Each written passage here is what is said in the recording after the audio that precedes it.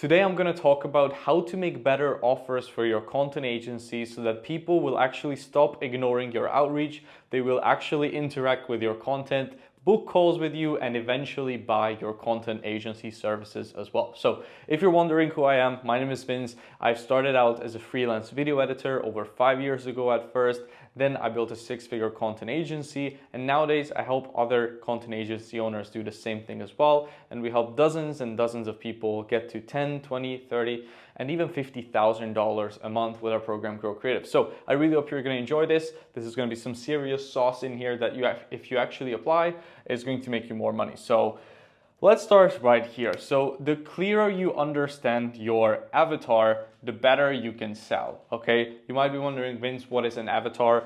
A client avatar is basically just like, the kind of person you are selling to, right? It's like if you looked at 10 of your ideal clients, how would that person look like, right? You want to kind of be able to really clearly describe the type of person that you are selling to. So whether that be, real estate agents, whether that be marketing agencies, whatever target avatar that you are selling to, you want to have a really clear idea about who your service is actually for and who are you trying to reach with your messaging. Because if you are not targeting anyone, you're just trying to sell your content services to everybody, guess what's going to happen, right? Your messaging is going to be super generic. You will seem like every other person selling content, and you will not be able to cut through the noise. But if you have a really clear understanding of who you're trying to help, you have a clear avatar, and you know their pain points and you know what they actually want, then you will be able to speak super clearly to that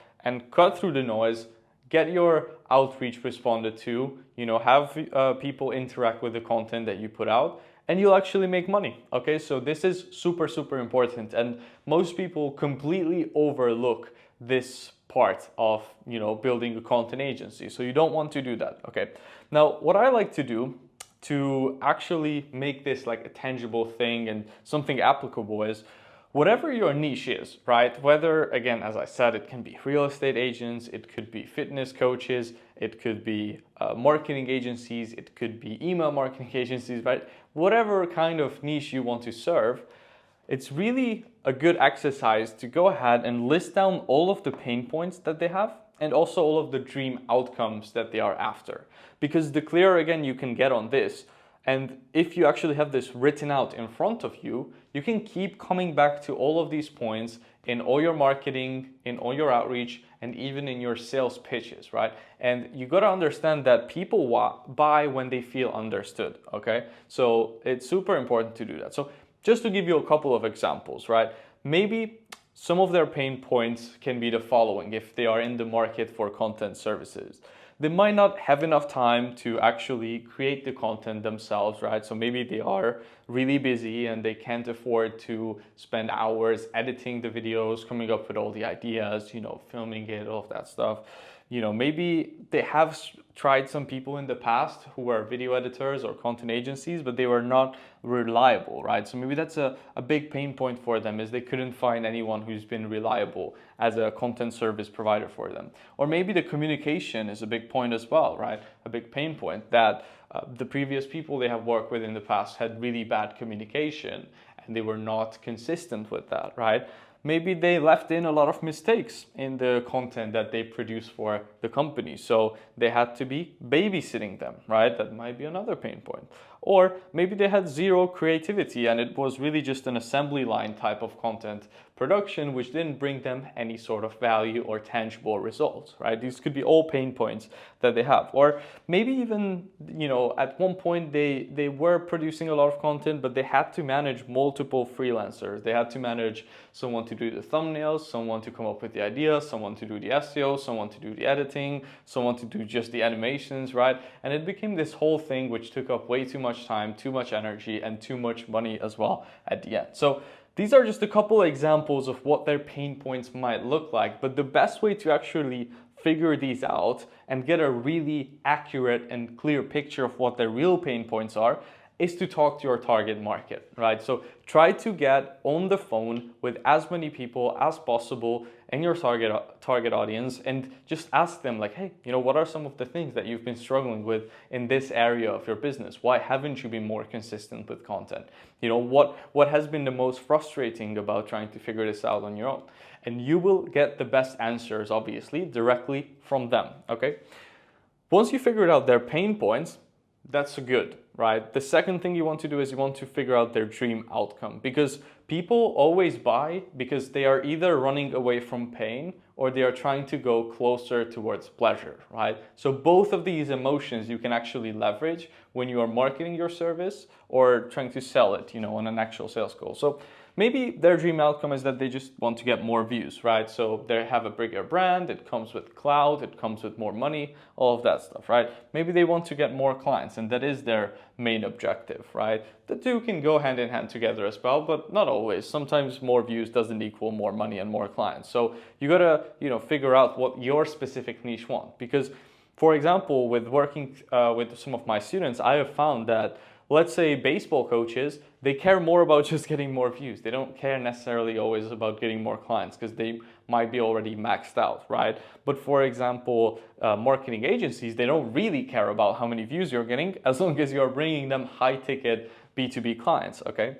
Maybe they want a better quality brand and create more trust with their ideal clients through video content marketing, right? Maybe they want a better conversion rate on their sales calls, which can be achieved by having high quality content which their prospect watch as before they would get on a call with them, right? Maybe they want to have this whole content creation thing on autopilot. They don't want to think about it at all. They don't want to have to worry about it. Maybe they just want more status that comes with having a big Instagram account with a lot of engagement and that blue check mark, right? So they want to be cool in their friend group and get access to a wider network, because nowadays social media is kind of like your business card, right? So it could be a bunch of different things. And again, as I said, the best way to figure out what it is actually for them is to talk to them and figure out what they want. But once you figured out all of their pain points, and once you figured out all of their dream outcomes, you will be able to use this in your outreach, in your content, in your landing page, and all of the above, right? Or, pretty much everything that you do. You always want to tie it back to the dream outcomes that they want and how your service can help them avoid the key pain points that they have and get rid of them, right? And at the end of the day, why this is super important is because, again, as I've already kind of mentioned it earlier, people buy when they feel understood, okay? So the reason why someone will buy your service is because they feel like you understand their problems, you understand what they want, and that they can actually trust you, right? Also, when you can be really clear, let's say you're on a sales call with them, right? And you say like, look, if you have worked with some editors before, I know they probably left a lot of mistakes in your videos and you had to babysit them and they didn't really have any creativity. They probably just treated your content like an assembly line and you had multiple freelancers you needed to balance and the communication was just taking up too much of your time. I understand these problems, right? I know it's very common.